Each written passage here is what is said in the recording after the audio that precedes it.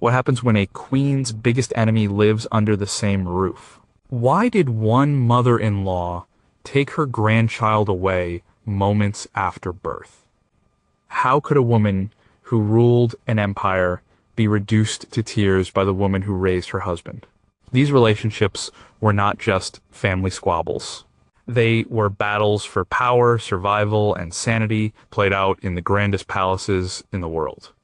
They show that a crown does not protect you from a difficult mother-in-law. Sometimes it just makes the prison more gilded. Number 16, what happens when your predecessor refuses to leave? The Dowager Empress refused to hand over the state jewels to the new Tsarina for months. She insisted on keeping the grandest carriage for official events, forcing the reigning empress into a secondary one. For years, she held on to the first position in court, walking in ahead of her son, the Tsar, and his wife. She was Maria Feodorovna, and her daughter-in-law was Alexandra, the last Tsarina of Russia. Their story began with a funeral. Alexandra, then Alex of Hesse, arrived in Russia in 1894, not for a joyful engagement celebration, but to the deathbed of her future father-in-law, Tsar Alexander III. Her wedding to his son, Nicholas II, took place just a week after the funeral. The court was in deep mourning. Alexandra had to wear a white and silver wedding gown, but could not host a reception.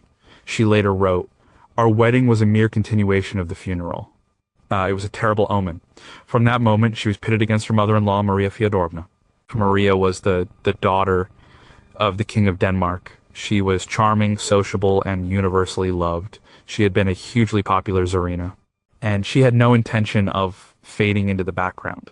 The first battle was over status. Protocol dictated that the Dowager Empress, the mother of the Tsar, took precedence over the reigning Empress, his wife. This was a Russian court tradition, but it was deeply humiliating for Alexandra. At every state dinner, every ball, every procession, Maria walked first. Alexandra followed behind a perpetual second. This wasn't just about walking order, it was a daily public statement about who truly mattered. Maria held the power. Alexandra was the newcomer. Then came the jewels. The Romanov jewel collection was legendary. It was meant for the reigning Tsarina to wear, but Maria refused to give them up. She kept the most magnificent pieces for herself. When Alexandra timidly asked for them, Maria would say they looked better on her. For years, the new empress had to make do with her own personal jewelry or lesser state pieces. It was another power play. The jewels were a symbol of the office, and Maria was not letting go. Their personalities were fire and ice. Maria loved parties, dancing, and court gossip. She was a political player and a social butterfly. Alexandra was intensely shy, awkward in large groups, and deeply religious. She hated the frivolity of the court. The Russian aristocracy who adored Maria saw Alexandra as cold, haughty, and German. They nicknamed her the German woman. The birth of children only made things worse. When Alexandra gave birth to her first daughter, Olga, in 1895, the court was disappointed. They wanted a male heir. Maria made her disappointment known. With each subsequent daughter, Tatiana, Maria, and Anastasia, the pressure mounted. Alexandra felt like a failure. Maria did little to ease her pain. The real breaking point was the birth of the Tsarevich, Alexei, in 1904. He was the long-awaited heir, but he was born with hemophilia. The disease was a state secret. Alexandra became consumed with protecting her son. She turned inward, relying on a small circle of trusted people. This is how Grigory Rasputin entered their lives. Alexandra believed he was a holy man sent by God to heal her son. To her, he was a savior. To Maria Feodorovna and the rest of the court, Rasputin was a dangerous, debauched charlatan. Maria was horrified by his influence over her son and daughter-in-law. She saw Alexandra's reliance on him as proof of her hysteria and unfitness to be empress. She wrote letters to Nicholas, begging him to banish Rasputin. She pleaded with Alexandra, but Alexandra would not listen. Her son's life was at stake. The conflict between the two women became a symbol of the conflict tearing Russia apart. Maria represented the old guard, the traditional aristocracy. Alexandra, with her mystic friend and her German heritage, represented a strange and dangerous new force. By the time the First World War began, the two empresses were barely on speaking terms. Maria openly criticized Alexandra's political influence while Nicholas was at the front. She saw her daughter-in-law as ruining the dynasty she had married into. Even in the final days of the empire, the rivalry continued. Maria lived in Kiev, away from the capital. She received constant reports about Alexandra's unpopularity. She tried one last time to warn her son, but it was too late. After the revolution in 1917, Maria managed to escape Russia. She was rescued by a British warship sent by her sister, Queen Alexandra of the United Kingdom. She never saw her son, her daughter-in-law, or her grandchildren again. She outlived them all, refusing to believe the reports of their deaths for years. She died in Denmark in 1928, the Dowager Empress, who never gave up her position, even after the empire she served had turned to dust. Number 15, can you be Empress if your mother-in-law controls everything? She took the baby from the nursery without permission. She named the child herself. She wrote the official announcements, planned the christening, and chose the godparents. The mother of the child, the Empress of Austria, was not consulted. The mother-in-law, Archduchess Sophie of Bavaria, decided everything. The Empress was a 16-year-old girl named Elisabeth, better known as Sophie. Elisabeth was never supposed to be Empress. In 1853, the 23-year-old Emperor Franz Joseph was meant to marry her older sister Helene, but when he met the royal party, he was instantly captivated by the free-spirited, beautiful Elisabeth. He told his mother he would marry Sophie or no one. Sophie was not pleased. She considered Sophie ill-suited for the rigid, demanding role of an empress. Sophie was too young, too emotional, and poorly educated in court etiquette. But her son was insistent. The wedding took place in Vienna in April 1854. Sophie's misery began almost immediately.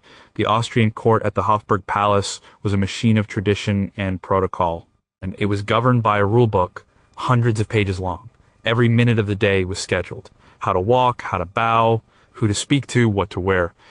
It was all dictated. This was Sophie's world. She was the undisputed master of this court.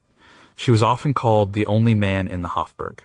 She saw it as her duty to mold her young daughter-in-law into a perfect, compliant empress.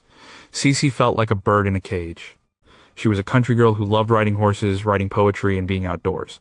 Now she was surrounded by ladies-in-waiting who were Sophie's spies. They reported on her every move, every word, every meal. Sophie criticized Sophie constantly. Her posture was wrong. Her teeth were not perfect. Her attempts to learn Hungarian were politically unwise. Nothing she did was right.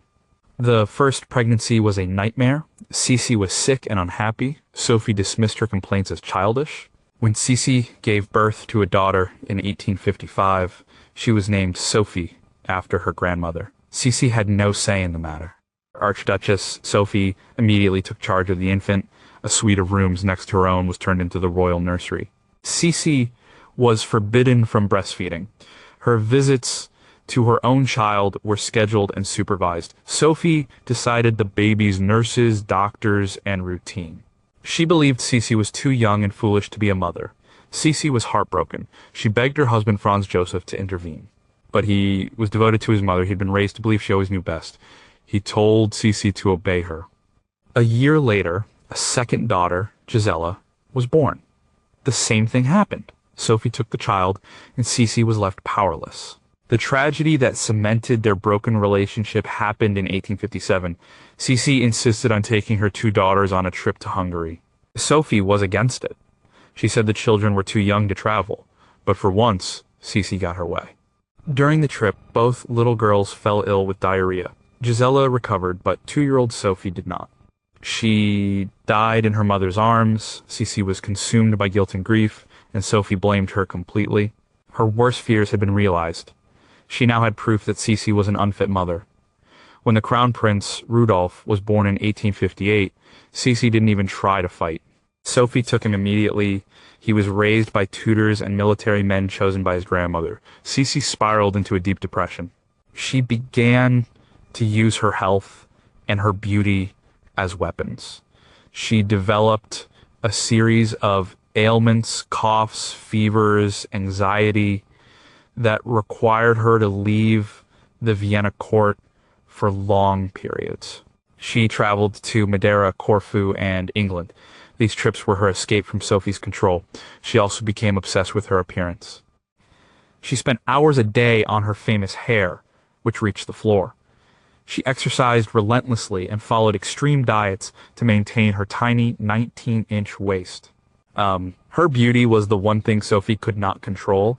It gave her power and an identity outside of being the Empress. As the years went on, Sisi managed to carve out a life for herself, but it was a life away from her husband, her children, and her duties. The relationship with Sophie never healed. Sophie saw her as a selfish, neglectful empress who shirked her responsibilities. Sisi saw Sophie as a cruel tyrant who had stolen her children and her happiness. Archduchess Sophie died in 1872. By then, the damage was done. Sisi was a permanent wanderer, a sorrowful empress who never felt at home in the role her mother-in-law had tried to force upon her. The boy Sophie had raised, Crown Prince Rudolph, was deeply troubled and unhappy. His own tragic death at Meierling in 1889 would be the final, devastating blow for Sisi. She had lost her first child because of her mother-in-law's judgment, and she lost her son to the pressures of the court that her mother-in-law had championed. Number 14, how do you survive a court that wants to use and discard you? The Empress put spies in her bedroom. Her letters were opened and read before she received them. Her own son was taken from her an hour after he was born, and she did not see him again for 6 weeks. For a decade, her primary job was to produce a male heir. Once she did, her mother-in-law had no more use for her. She was Catherine the Great. Her mother-in-law was Empress Elisabeth of Russia. Catherine arrived in Russia in 1744 as a teenage German princess named Sophie of Anhalt-Zerbst. She was there to marry the heir to the Russian throne, Grand Duke Peter. The marriage was arranged by the reigning Empress, Elisabeth, the daughter of Peter the Great. Elisabeth was a formidable figure. She was flamboyant, deeply suspicious, and held absolute power. She had no children of her own, so the future of the Romanov dynasty rested on this marriage. From the start, Catherine understood her mission. She threw herself into becoming Russian. She learned the language so diligently that she would practice at night until she got pneumonia. She converted to Russian Orthodoxy. She did everything she could to please Empress Elisabeth. Elisabeth was initially impressed, but her approval was fickle. The marriage was a disaster. Peter was immature and cruel. He played with toy soldiers and openly took mistresses. The marriage was likely never consummated in its early years. Catherine was left isolated and lonely in a foreign court. And Empress Elisabeth was watching her every move. The pressure to produce an heir was immense. Years went by with no pregnancy. Elisabeth grew impatient and angry. She blamed Catherine. She threatened to send her back to Germany. The court physicians subjected Catherine to humiliating treatments. Her life was in limbo. Her only value to the Russian court was her womb, and it was failing in its duty. After nearly 10 years of marriage, Catherine finally gave birth to a son, Paul, in 1754. The circumstances of his conception are a famous historical mystery. It is widely believed his father was not Peter, but a handsome young courtier named Sergei Saltykov, and that the affair was encouraged or at least overlooked by Empress Elisabeth, who was desperate for an heir, no matter the father. The moment the baby was born, Elizabeth's midwife snatched him away. She carried him to the Empress, who was waiting. Catherine was left bleeding and alone on her birthing bed for hours. No one came to attend to her. She was cast aside. The product was delivered. The vessel was no longer important. Elisabeth took total control of the child. She named him Paul. She kept him in her own overheated apartment, wrapped in heavy furs. She treated him like a doll.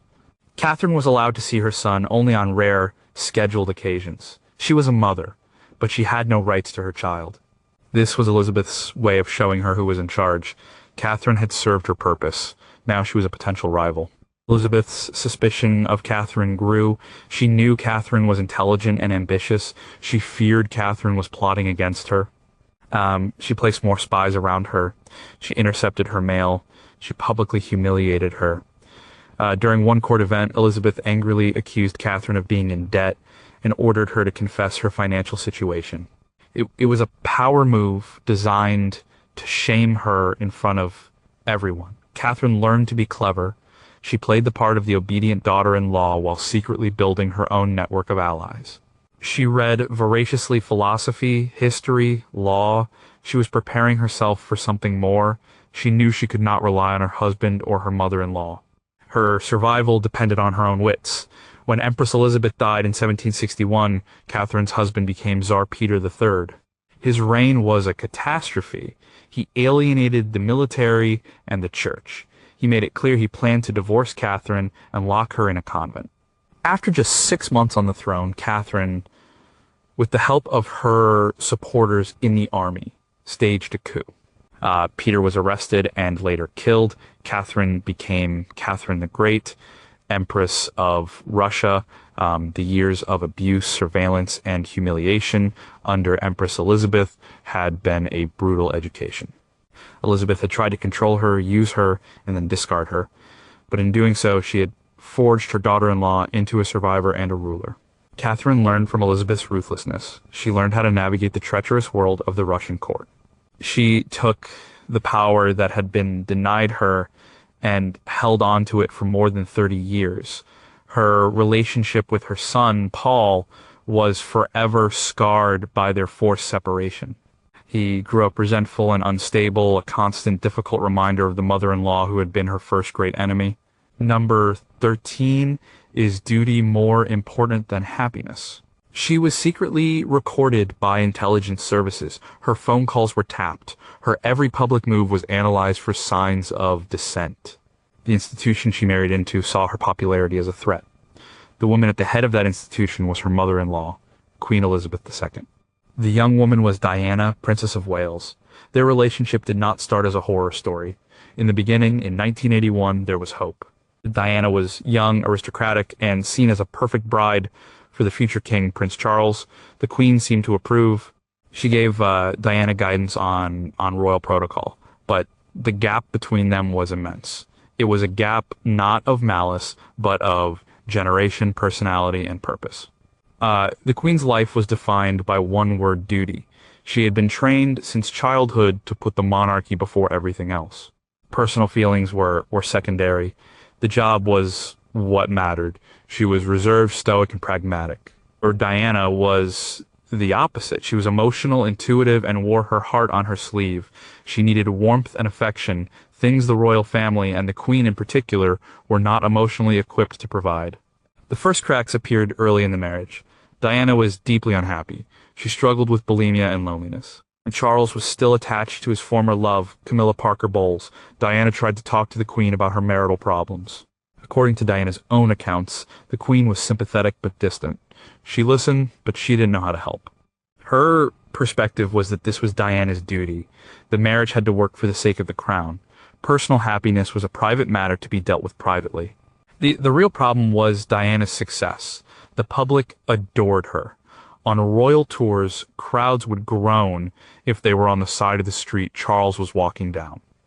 They all wanted to see Diana. She had a natural charisma that the other royals lacked. This created jealousy and resentment within the family. She was outshining the heir to the throne. Her star power was becoming bigger than the institution she was supposed to serve. This was a fundamental threat to the Queen's way of life. The monarchy's power lies in its stability and its hierarchy. The focus should always be on the monarch in the direct line of succession. Diana's celebrity disrupted that. She was a rogue element. The system could not control. As the marriage publicly disintegrated, the relationship between Diana and her mother-in-law became a formal, tense negotiation. They communicated mostly through private secretaries. The Queen was caught in an impossible position. She was a mother, worried about her son's unhappiness. But she was also the monarch, responsible for the stability of the institution. She saw the War of the Waleses played out in the media as deeply damaging. Diana felt abandoned by the Queen. She felt the family had sided with Charles. She saw them as a cold, unfeeling machine, the firm, as she called them. This is what led her to take her story to the public. She secretly cooperated with author Andrew Morton for the 1992 book Diana, Her True Story. The book detailed her unhappiness and the affair between Charles and Camilla. It was a bombshell. To the Queen, this was an unprecedented betrayal of royal protocol. You did not air the family's dirty laundry in public. The final straw was Diana's 1995 Panorama interview. She sat down for a televised interview without informing the palace. She famously said, "Well, there were 3 of us in this marriage, so it was a bit crowded." She also questioned Prince Charles's suitability to be king. For the Queen, this was a direct attack on the future of the monarchy. After that, the Queen acted decisively. She wrote a letter to both Charles and Diana urging them to divorce. It was no longer a suggestion. It was a command from the sovereign. The divorce was finalized in 1996.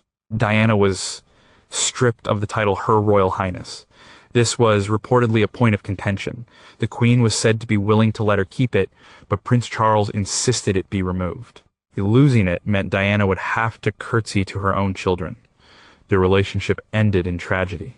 After Diana's death in 1997, the Queen was heavily criticized for her initial reaction. She stayed at Balmoral Castle in Scotland with her grandsons William and Harry, shielding them from the public eye. The flag at Buckingham Palace was not lowered. The public saw this as cold and uncaring. They wanted their Queen to share in their grief. After several days of intense public pressure, the Queen returned to London. She gave a televised address, speaking as a grandmother and paying tribute to Diana. It was a rare moment of public emotion from the monarch. The story of the Queen and Diana is not one of screaming matches or overt cruelty. It was a quieter, more institutional kind of horror. It was the story of a warm, modern woman trapped in a cold, ancient system. And the head of that system was her mother-in-law, a woman who ultimately chose the survival of the crown over the happiness of the woman who had captivated the world. Number 12, why would a mother sabotage her own son's reign? She built her own private casino on the palace grounds. She hosted lavish parties that were the talk of Europe. She had a reputation for being a difficult, demanding, and meddling mother. And when her son, Prince Rainier III, married the Hollywood star Grace Kelly, she saw her new daughter-in-law not as family, but as a rival for the spotlight. She was Princess Charlotte, Duchess of Valentinois, and her relationship with Princess Grace was a quiet power struggle from day one. Princess Charlotte had a complicated history. She was the illegitimate daughter of Prince Louis II of Monaco. Because Louis had no legitimate heir, he adopted Charlotte in 1919 to ensure the throne would not pass to a German cousin. She was made the heir to the throne, but Charlotte had no desire to rule. She was a free spirit who found royal life suffocating. In 1944, she renounced her rights to the throne in favor of her son, Rainier. But giving up the throne did not mean giving up her influence. Charlotte remained a powerful figure in Monaco. She was wealthy, opinionated, and used to getting her own way. She lived in a magnificent villa near Monaco and involved herself in state affairs whenever she pleased. When Grace Kelly arrived in 1956, she was an outsider in a tiny, insular principality. She was an American actress who knew nothing of European royal etiquette. And her mother-in-law was not a welcoming guide. Charlotte saw Grace's fame as a threat. For years, she had been the most important woman in Monaco. Now, all eyes were on the glamorous new princess. Charlotte made her displeasure known through a series of subtle but effective slights. She would often speak in French in front of Grace, knowing the new princess was not yet fluent. She criticized Grace's clothes, her decorating choices for the palace, and her approach to charity work. She had a network of loyal staff and friends in Monaco who reported back to her on everything Grace did. The palace was not a home for Grace. It was Charlotte's territory. One of the biggest sources of tension was the palace itself. It was a 700-year-old fortress, but it was gloomy and outdated. Grace wanted to renovate it to bring in light and make it a comfortable home for her family. Charlotte resisted these changes. She saw them as an Americanization of Monaco's heritage. Every design choice became a battle. Charlotte also held on to her own power base. She had her own charities and social projects. She continued to host her own events, creating a sort of rival court. This divided the loyalty of Monaco's elite. You were either a friend of Princess Charlotte or a friend of Princess Grace. Prince Rainier was often caught in the middle. He loved his mother, but he was also devoted to his wife. He tried to broker peace, but Charlotte was a master of manipulation.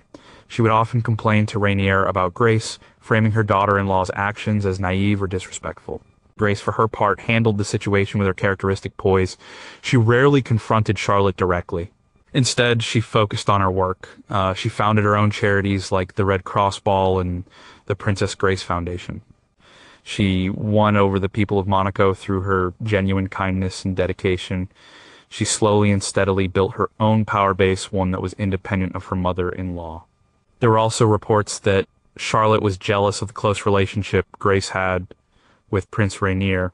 Charlotte's own marriage had been unhappy and ended in divorce. Seeing her son in a loving, successful marriage may have been difficult for her. The relationship remained cool for years. Charlotte never fully accepted Grace. She saw her as the actress who had taken her place in the hearts of the Monegasque people. It was only as Charlotte grew older and her health declined that the tensions began to ease. Grace, ever dutiful, made sure her mother-in-law was well cared for. Princess Charlotte died in 1977.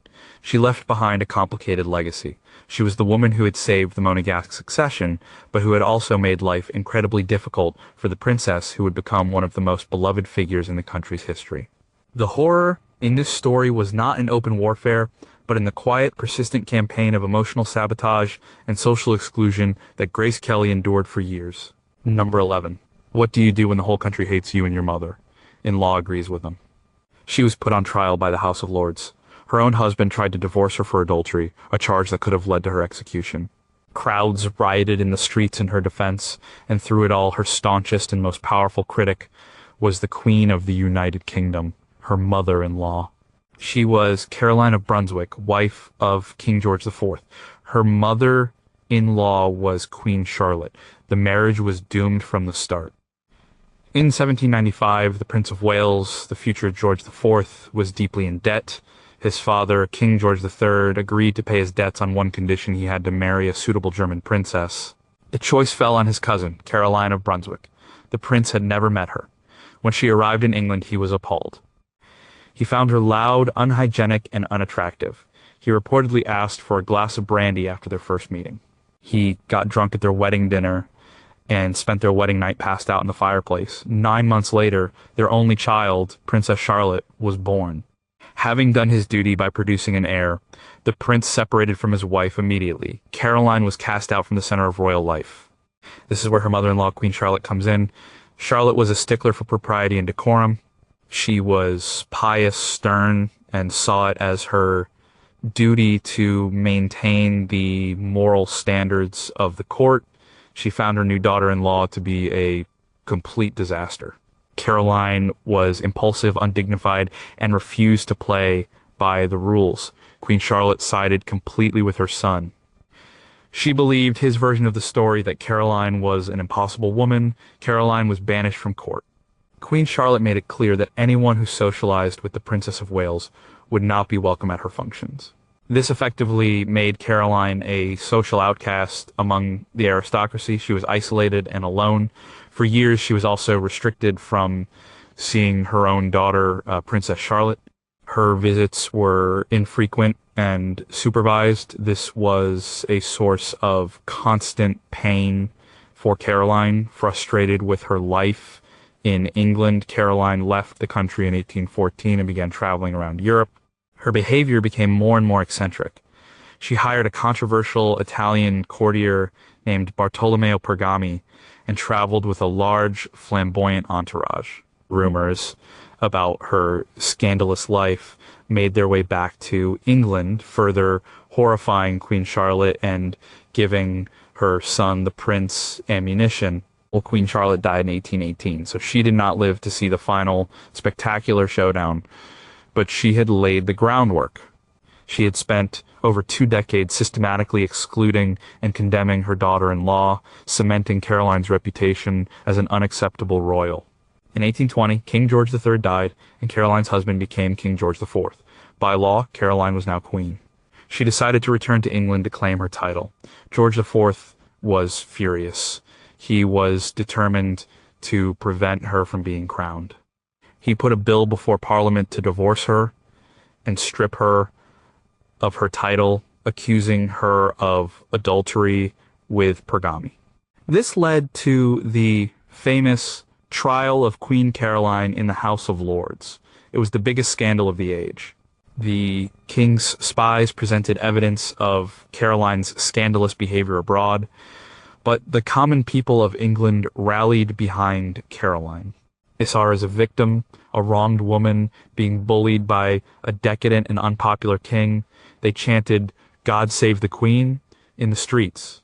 The trial became a political circus. In the end, the government dropped the bill, fearing a popular uprising. Caroline had won, but it was a hollow victory. The king still refused to recognize her as queen. On the day of his coronation in July 1821, Caroline went to Westminster Abbey and demanded to be let in. The doors were shut in her face. It was a final public humiliation. She fell ill just a few weeks later and died. Her relationship with Queen Charlotte was a key part of her tragedy. From the very beginning, her powerful mother-in-law had judged her, rejected her, and used her immense social power to isolate her. Charlotte's rigid sense of propriety and her fierce loyalty to her son meant that Caroline never had a chance to find her footing in the British court.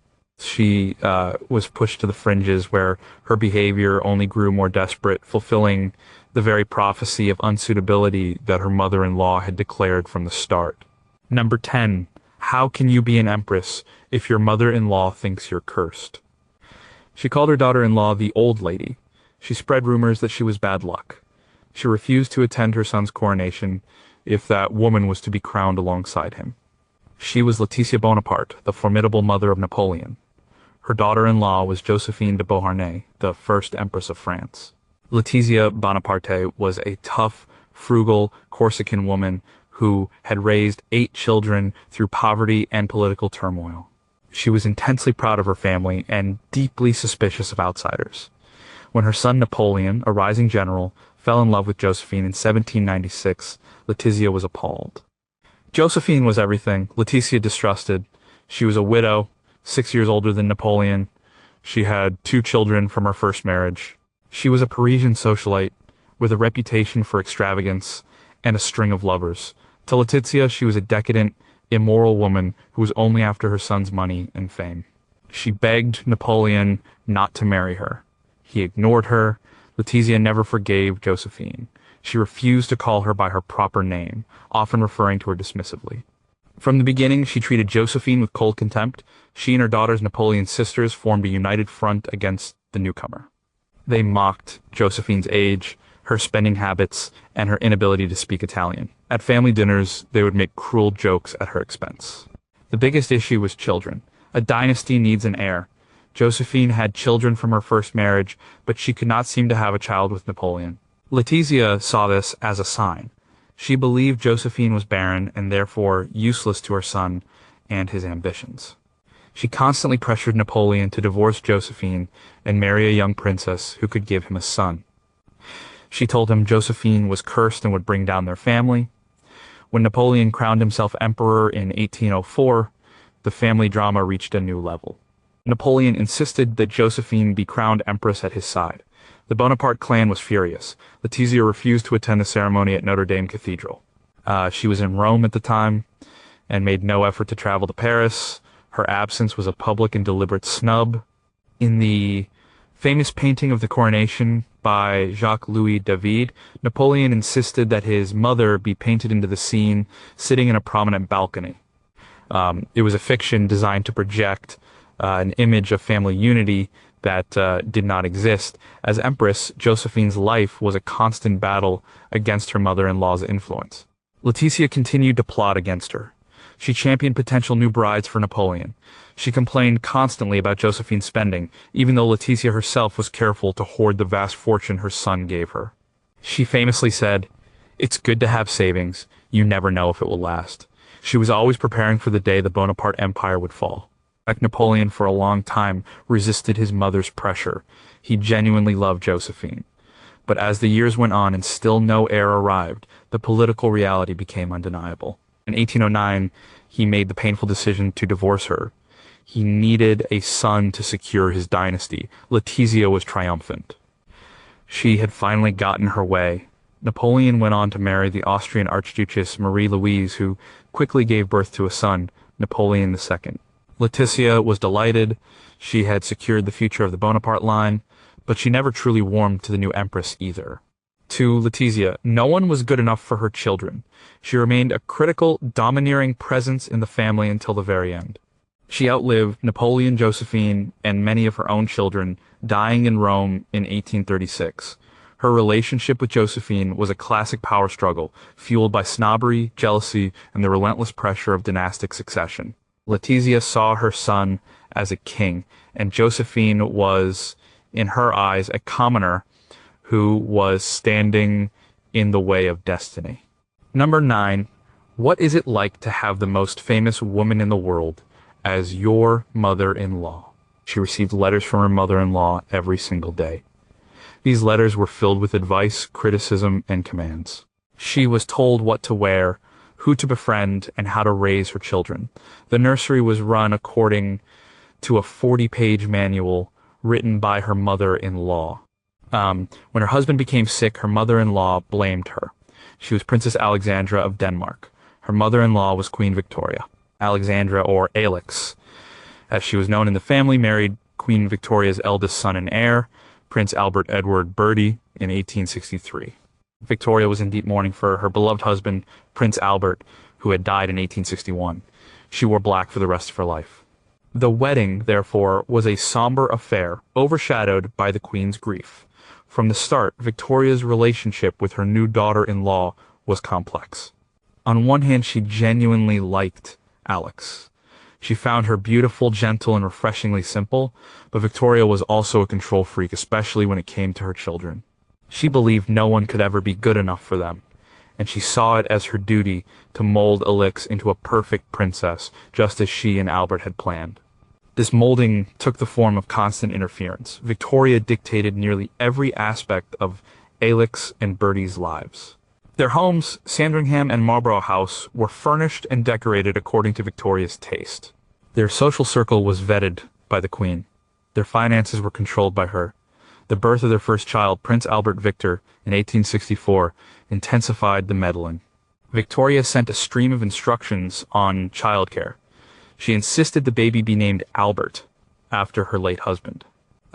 She sent her own preferred doctors and nurses to oversee the nursery. Alix, who was a devoted and loving mother, felt her own instincts were constantly being questioned. The biggest source of conflict was Bertie. The Prince of Wales was a notorious playboy. He loved food, parties, and women. Victoria was deeply disappointed in her son. She unfairly blamed his frivolous lifestyle for contributing to his father Albert's death. She saw Alix's role as being the one to save Bertie, to reform his character. This was an impossible task. When Bertie was involved in scandals, Victoria would often write to Alix, sympathizing with her but also implicitly criticizing her for failing to control her husband. Alix was trapped. She had to maintain a public front of a happy marriage while privately enduring her husband's infidelities and her mother-in-law's judgment. There was also a political dimension to their conflict. Alix was Danish. In 1864, Prussia and Austria invaded Denmark and took the territories of Schleswig-Holstein. Alix was fiercely anti-Prussian and hated the Germans for what they had done to her home country, but Queen Victoria's beloved late husband was German. Her eldest daughter, Vicky, was married to the Crown Prince of Prussia. Victoria was staunchly pro-German. This created immense tension. Alix would openly express her views, and Victoria would scold her for being unladylike and politically naive. The family was divided, and Alix and Victoria were on opposite sides. Despite the control and the conflict, Alix learned how to manage her formidable mother-in-law. She was patient and deferential. She rarely argued back. She would listen to Victoria's advice, and then quietly do as she pleased. Her partial deafness, which resulted from a childhood illness, sometimes worked to her advantage. She could simply pretend not to have heard an instruction she did not like. Alix carved out her own life at Sandringham, creating a happy, informal home for her children, far from the gloomy atmosphere of Victoria's court. She became a style icon and was beloved by the British public for her beauty and grace. She endured her mother-in-law's suffocating control for nearly 40 years. When Queen Victoria finally died in 1901, Alex became queen consort. She was 56 years old. She had spent almost her entire adult life under the shadow of the great queen. The story is not one of open hatred, but of a long, slow, grinding form of psychological domination, where a young woman's entire existence, her home, her children, her marriage, even her political sympathies, was subject to the daily scrutiny and control of the most powerful woman on earth. Number 8, who suffers when two empresses go to war. She was accused of being a British spy in her new home. Her mother-in-law spread rumors that she was trying to poison her husband. They fought over everything from politics to the design of a palace nursery. The conflict between them divided the court and destabilized the new German Empire. The daughter-in-law was Victoria, Princess Royal of the United Kingdom, known as Vicky. Her mother-in-law was Augusta of Saxe-Weimar-Eisenach, Empress of Germany. Vicky was Queen Victoria's eldest child. She was intelligent, liberal, and her father, Prince Albert's favorite. In 1858, she married Prince Frederick William of Prussia. The marriage was a love match, but it was also a political project. Vicky and her parents hoped she could bring British-style liberal constitutional monarchy to the conservative militaristic state of Prussia. This was a direct threat to the established order and to her mother-in-law, Augusta. Augusta was a complex figure. She was intelligent and cultured, but also neurotic, jealous, and politically conservative. She had a difficult relationship with her own husband, Emperor Wilhelm I. She was often sidelined at court by the powerful Chancellor Otto von Bismarck. Augusta saw her new English daughter-in-law as a political and personal rival. The conflict started immediately. Vicky was used to the warmth and intellectual freedom of the British court. She found the Prussian court in Berlin to be stiff, formal, and hostile. Augusta did little to help her adjust. Instead, she criticized Vicky's English ways. She disliked her clothes, her opinions, and her close relationship with her mother, Queen Victoria, with whom Vicky exchanged thousands of letters. Augusta saw Vicky's liberal ideas as dangerous. She was a traditionalist who believed in the power of the Prussian monarchy. She aligned herself with the conservative faction at court, including Bismarck, who also detested Vicky's influence. And Augusta and Bismarck worked together to isolate Vicky and her husband Frederick. They spread rumors that Vicky was disloyal to Germany and was secretly working for British interests. The birth of Vicky's children created more tension. When her first son, the future Kaiser Wilhelm II, was born with a withered arm in 1859, Augusta was unsympathetic. The pressure to produce a perfect Prussian heir was immense, and Vicky felt she had failed. Augusta interfered constantly in the nursery, questioning Vicky's methods of childcare, which were based on more modern British ideas. Their battle played out in public and private. They clashed over art, music, and social issues. When Vicky and Frederick built their own palace in Potsdam, the Neues Palais, Augusta criticized every detail. She saw it as a rival court. The situation became even more toxic when Germany was unified in 1871. Wilhelm I became the first German emperor, and Augusta became empress. Frederick and Vicky were the crown, prince, and princess. Their political differences with the old guard sharpened. Frederick and Vicky represented a more liberal, peaceful future for Germany. Augusta, Wilhelm, and Bismarck represented the conservative, military-focused present. The tragedy reached its peak in 1888. Emperor Wilhelm I died at the age of 90. Vicky's husband finally became Emperor Frederick III. This was the moment she had been waiting for her entire adult life. But it was too late. Frederick was already dying of throat cancer. His reign lasted only 99 days. During this brief, sad reign, the conflict with Augusta was brutal. Augusta questioned the diagnosis of the British doctors Vicky had brought in. She supported the German doctors who offered false hope. She tried to prevent Frederick from making any liberal reforms. She even tried to control access to her dying son. After Frederick's death, Vicky's position collapsed. Her son became Kaiser Wilhelm II. He had been heavily influenced by his grandmother Augusta and by Bismarck.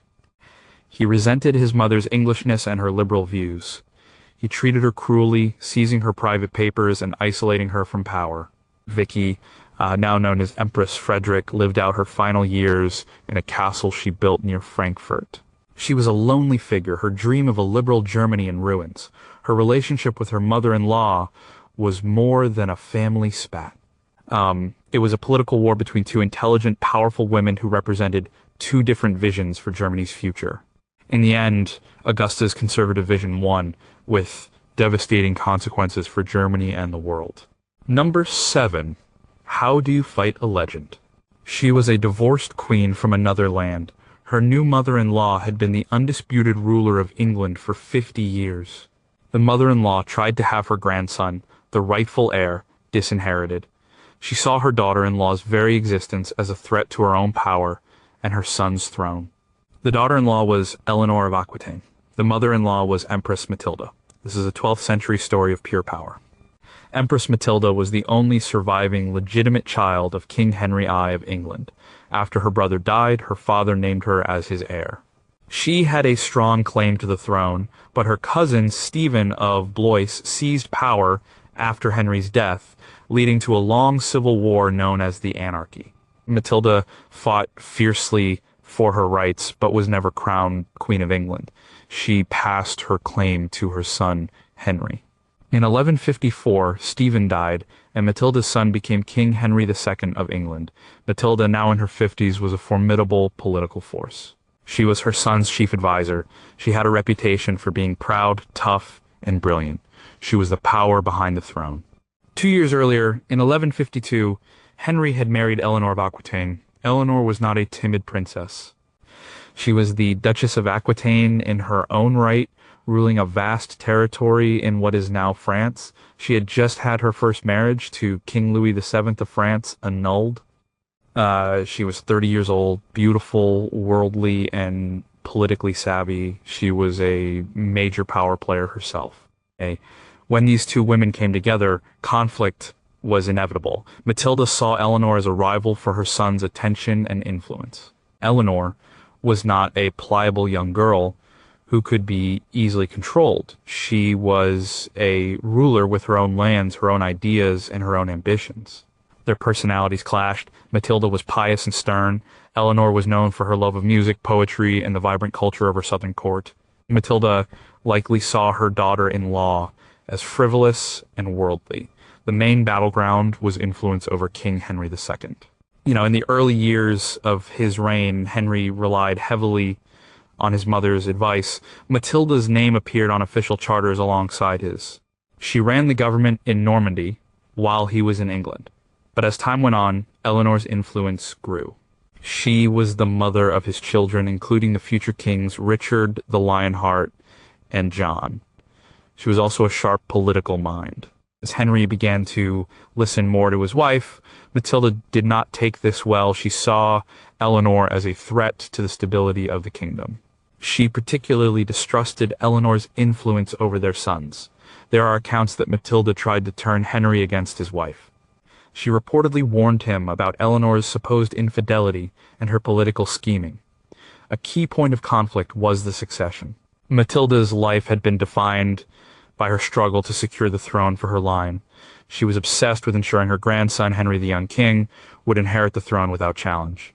She may have feared that Eleanor, with her independent power base in Aquitaine, could one day support one of their other sons in a rebellion against the chosen heir. The two women represented different power centers.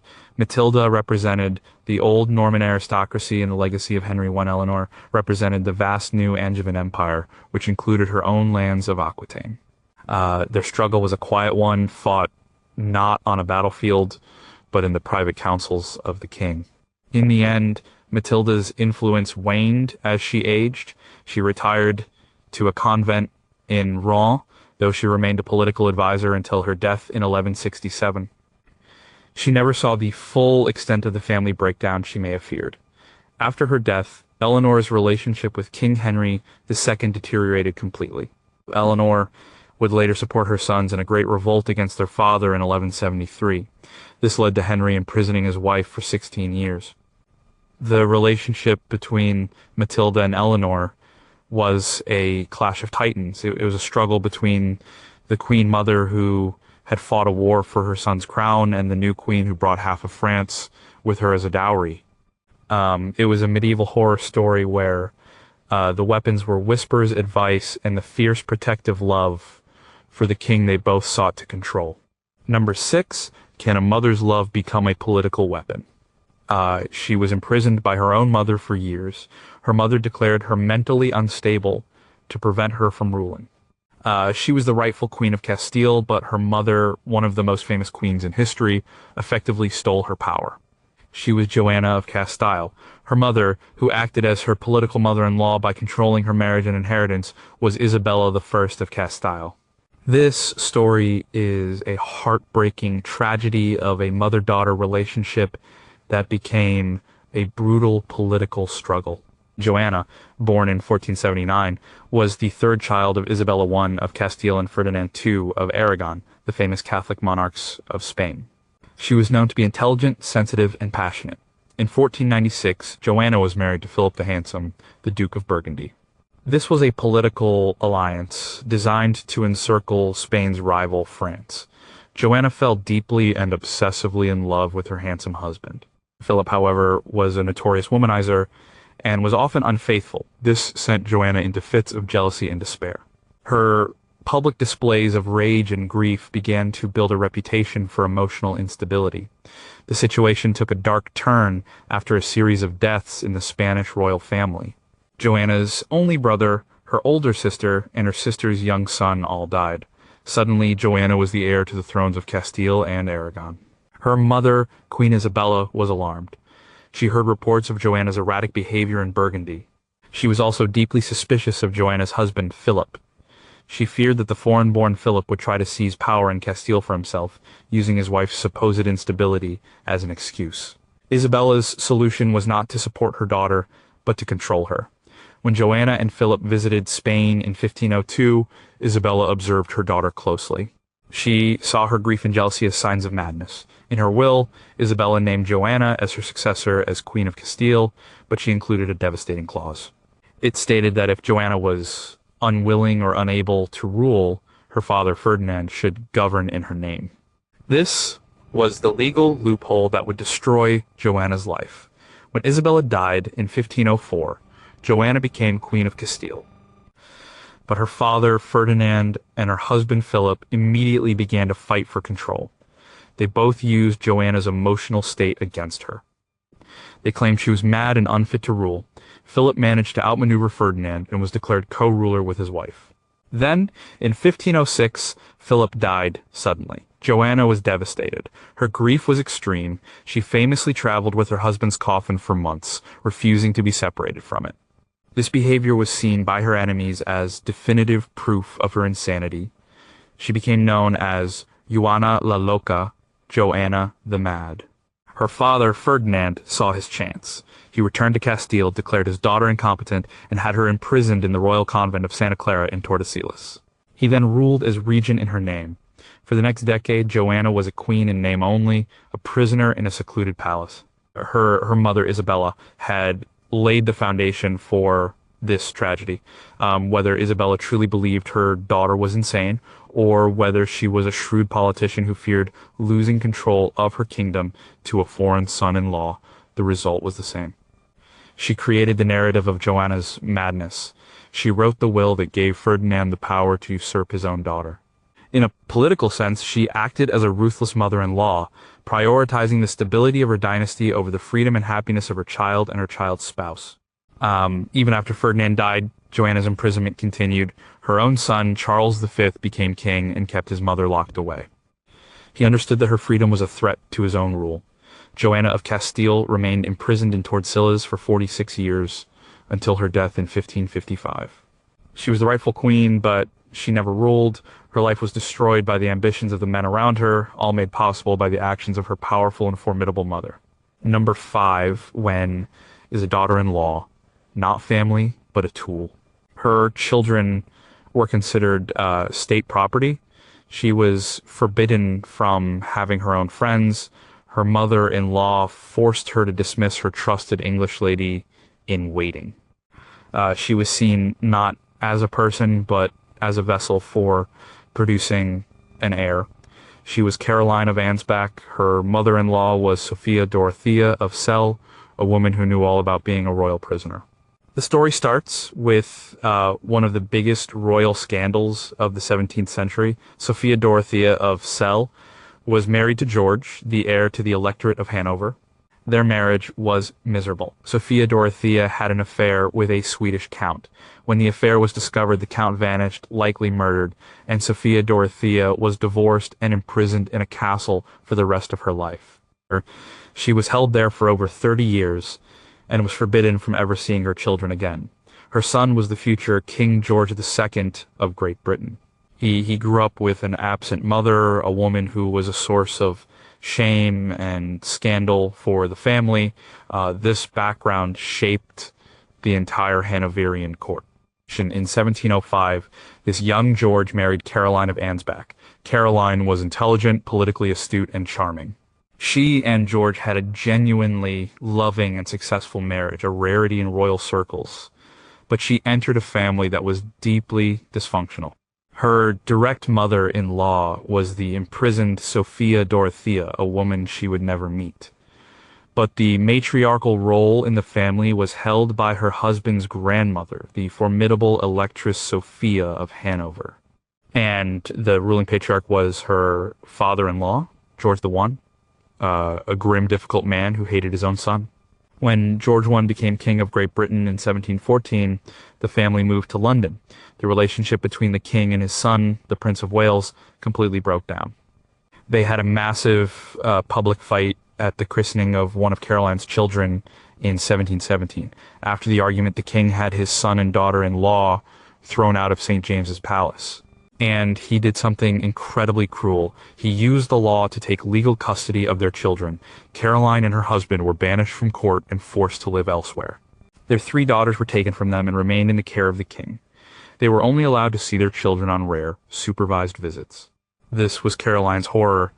She was a devoted mother, and her children were being used as pawns in a power struggle between her husband and her father-in-law. The ghost of her imprisoned mother-in-law, Sophia Dorothea, loomed over everything. The family had a history of treating women and children as disposable. Caroline learned to be a political operator. While banished from the main court, she and her husband set up a rival court at Leicester House. It became the center of political opposition to the king. Caroline was the mastermind. She cultivated relationships with powerful politicians like Robert Walpole. She was playing a long game, waiting for her father-in-law to die. During this time, her relationship with her own children was strained and distant. She was a mother denied the right to raise her own family. When King George I died in 1727, Caroline's husband became King George II, and she became his powerful queen consort. She was finally reunited with her children, but the years of separation had done lasting damage. The true horror of Caroline's story is not about a personal conflict with one woman. It's about marrying into a family so broken that it used the law to weaponize children. Her technical mother-in-law, Sophia Dorothea, was a tragic, invisible presence. Her fate was a constant warning to Caroline of what could happen to a woman who stepped out of line. Caroline survived and thrived by becoming a political player, but she paid a terrible personal price, reliving her mother-in-law's nightmare of forced separation from her own children. Number 4, what if your mother-in-law's legacy is a harem? She was a slave girl who became an empress. She broke 500 years of tradition. Her chief rival was the mother of the Sultan, a woman who represented the old way of doing things, where women were meant to be silent and secondary. She was Hurrem Sultan. Her mother-in-law was Hafsa Sultan, the first Valide Sultan of the Ottoman Empire. This 16th century story is set in the Topkapi Palace in Istanbul, the heart of the Ottoman Empire. Hurrem, also known as Roxolana, entered the palace as a captured slave, likely from what is now Ukraine. She became part of the imperial harem of Sultan Suleiman the Magnificent. The harem was a complex hierarchical world, and it was ruled by one woman, the Sultan's mother. Hafsa Sultan held the title of Valide Sultan, or Queen Mother. She was the most powerful woman in the empire. She managed the harem, advised her son on political matters, and ensured that the old traditions were followed. One of the most important traditions was that The Sultan should not favor one concubine. He was supposed to spend time with many different women to produce multiple male heirs. Once a concubine had a son, she was not supposed to share the Sultan's bed again. Her job was to raise her son, who would be sent to govern a province when he came of age. This system was designed to prevent any one woman from gaining too much influence. Hürrem shattered this system. She completely captivated Sultan Suleiman. He fell deeply in love with her. He spent almost all of his time with her, ignoring the other women in the harem. He gave her the name Hürrem, which means the cheerful one. She bore him not one, but 6 children, including 5 sons. This was a radical break from tradition. Hafsa Sultan was not pleased. She saw Hürrem's exclusive hold on her son as a danger to the dynasty. She was a foreign slave girl who was accumulating unprecedented power. Hafsa was a traditionalist. She tried to uphold the old rules. She encouraged her son to spend time with other concubines. She promoted rivals to Hürrem within the harem. There are stories of intense conflict between the two women. One famous account tells of a physical fight. Another concubine, Mahidevran, who was the mother of Suleiman's firstborn son, Mustafa, got into an argument with Hürrem and scratched her face. When Suleiman summoned Hürrem that night, she refused to go, saying her face was not fit for the Sultan. This only made Suleiman more eager to see her. When he learned what had happened, he punished Mahidevran, and his favor for Hürrem grew even stronger. Hafsa Sultan was seen as siding with Mahidevran and the old order. The power struggle between Hürrem and Hafsa was a battle for the Sultan's ear. Hafsa represented the established traditions of the empire.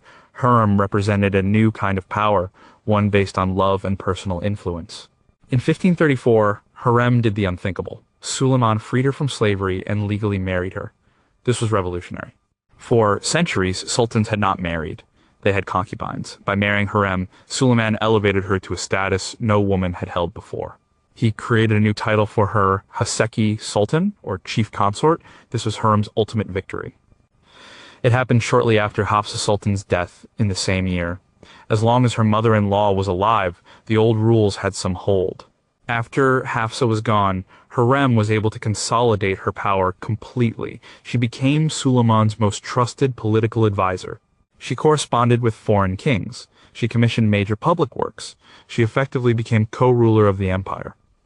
She also worked to ensure that one of her own sons, not Mahidevran's son Mustafa, would inherit the throne. This led to deadly court intrigues that would have tragic consequences for the dynasty. The relationship between Hürrem and Hafsa was a clash between the old world and the new. Hafsa was the guardian of a system designed to keep women like Hürrem in their place. Hürrem was the woman who tore that system down. The horror was not just personal animosity, it was a fundamental battle over the nature of power and the role of women in the most powerful empire of its time. Number 3, why did a mother turn against both? Her daughters-in-law. She watched her first daughter-in-law get divorced, then she watched her son marry that woman's daughter. She treated her second daughter-in-law, who was also her step-granddaughter, with the same disdain she had for the first. She was Letizia Bonaparte, mother of Napoleon. Her second victim was Hortense de Beauharnais, Queen of Holland. This is a twisted family saga. We've already seen how Letizia Bonaparte despised her first daughter-in-law, Josephine. Letizia never stopped trying to get Napoleon to divorce her, but the family ties became even more complicated. In 1802, in a move to unite the Bonaparte and Beauharnais families, Napoleon arranged a marriage between his younger brother, Louis Bonaparte, and Josephine's daughter, Hortense. This made Hortense her mother's sister-in-law, and it made Letizia Bonaparte her new mother-in-law. The marriage was a catastrophe. Louis was moody, paranoid, and jealous. Hortense was lively and sociable. They were completely incompatible and grew to loathe each other. Letizia Bonaparte took her son Louis's side. She transferred all her old animosity for Josephine onto her daughter Hortense. She saw Hortense as just another frivolous, spendthrift Beauharnais woman. She blamed Hortense for the unhappy marriage, ignoring her own son's difficult personality. In 1806, Napoleon made his brother Louis the King of Holland, making Hortense a queen. This did nothing to improve her life. She was isolated in a foreign country with a husband she detested and a mother-in-law who hated her from afar. Letizia's disapproval was a constant presence. When Hortense gave birth to her sons, Letizia was not a doting grandmother. She was suspicious. The boys were heirs to the Bonaparte dynasty, but they had Beauharnais blood. Letizia complained about Hortense's parenting. She criticized her for being too lenient with the children. The relationship between the two women was a continuation of the old war. Letizia saw Hortense as part of the clan that had invaded her family. She and Napoleon's sisters would gossip about Hortense, spreading rumors about her supposed affairs. They treated her just as they had treated her mother, as an outsider and a gold digger. Hortense's situation was tragic. She was trapped in a miserable marriage arranged for political reasons. Her mother, Empress Josephine, was fighting her own battles with the Bonapartes. And her mother-in-law was the leader of the opposing faction. Hortense had no powerful allies within her husband's family. Even after Napoleon divorced Josephine, Letizia's hostility towards Hortense did not soften. After the fall of the French Empire, Hortense was exiled. She had to raise her sons on her own, moving from place to place. One of those sons would grow up to be Napoleon III, the future Emperor of France. Letizia Bonaparte's story is a prime example of a mother-in-law who could not be appeased. Her loyalty was absolute, but only to her own children. She saw both of her powerful daughters-in-law, Josephine and Hortense, not as family, but as threats to her sons and to the purity of the Bonaparte legacy. She fought a relentless two-generation war against them, contributing to the misery of two empresses and one queen. Number 2, can you compete with the ghost of a saint? She was 12 years old when she married the king. Her mother-in-law was dead, but her influence was everywhere. The late queen was considered a saint, and the new queen was a child who could never live up to her predecessor's reputation. She was Isabella of Angoulême. Her predecessor and posthumous mother-in-law was Berengaria of Navarre. This story is about being haunted by a reputation. In 1199, King John ascended the throne of England. His first marriage was annulled. In 1200, he married Isabella of Angoulême. She was a celebrated beauty, but she was a child. John was in his 30s. The woman who should have been his mother-in-law was the formidable Eleanor of Aquitaine. But Eleanor was now in her late 70s. While she was still a political force, the more immediate female figure of comparison for Isabella was the wife of the previous king. King John's older brother was the legendary Richard the Lionheart. Richard's wife had been Berengaria of Navarre. Although Richard had spent very little time with her, and they had no children, Berengaria had a reputation for piety, patience, and virtue. She was the long-suffering wife of the great Crusader king. She was respected. Isabella was the opposite. She was young, spirited, and, by all accounts, not particularly interested in the duties of a queen. She entered a court that remembered Berengaria's quiet dignity. And she was married to one of the most difficult kings in English history. King John was cruel, greedy, and untrustworthy. His relationship with Isabella was tumultuous. He was said to be infatuated with her, but also deeply jealous. There are accounts that he kept her under virtual house arrest. The English barons and the public did not warm to their new queen. They saw her as a frivolous foreigner. Her youth and rumored vanity were compared unfavorably to the memory of the pious Berengaria. Berengaria became a kind of saintly ghost, an impossible standard that Isabella could never meet. The real conflict, however, was not with a ghost, but with the living Eleanor of Aquitaine. Eleanor, John's mother, was the true matriarch. She had arranged John's first marriage and had a hand in much of his early political life. She likely saw his marriage to the 12-year-old Isabella as a foolish infatuation. Eleanor was a seasoned political operator. Isabella was a child. There was no common ground. Eleanor's power and prestige completely overshadowed her young daughter-in-law. When King John died in 1216, Isabella was only in her late 20s. She was the mother of the new king, the 9-year-old Henry III, but she was not trusted to be regent. The English barons pushed her aside. Feeling disrespected and powerless in England, Isabella did something shocking. She returned to her native Angoulême in France and married her former fiancé Hugh de Lusignan, the man she had been promised to before King John stole her away. She effectively abandoned her young son, the King of England. This act sealed her negative reputation in England forever. She was seen as a selfish and irresponsible mother. The contrast with the dutiful memory of Berengaria and the powerful legacy of her actual mother-in-law, Eleanor, was complete. Isabella's story is a different kind of mother-in-law horror story. It's about the pressure of comparison. She was crushed between the living legend of Eleanor of Aquitaine and the sainted memory of Berengaria of Navarre. She was a child bride who never had the chance to define her own role, and she ultimately fled the kingdom that refused to accept her. Number 1. What if your mother-in-law is a national hero and you're the enemy? Her mother-in-law orchestrated a coup to put her own grandson on the throne. She was exiled and her children were taken from her. She was blamed for a national tragedy that she had nothing to do with. She was Queen Soraya of Iran. Her mother-in-law was Taj ol-Muluk. Soraya Esfandiari Bakhtiari was a beautiful, German-educated young woman who married Shah Mohammad Reza Pahlavi of Iran in 1951. She was his second wife. The Shah's first marriage had ended in divorce. The pressure on Soraya to produce a male heir was immediate and intense. The woman applying that pressure was her mother-in-law, the Queen Mother, Taj ol-Muluk. Taj was a powerful and traditional woman. She was the widow of Reza Shah, the founder of the Pahlavi dynasty. She had played a key role in the politics of the country for decades. She saw her role as the guardian of the dynasty.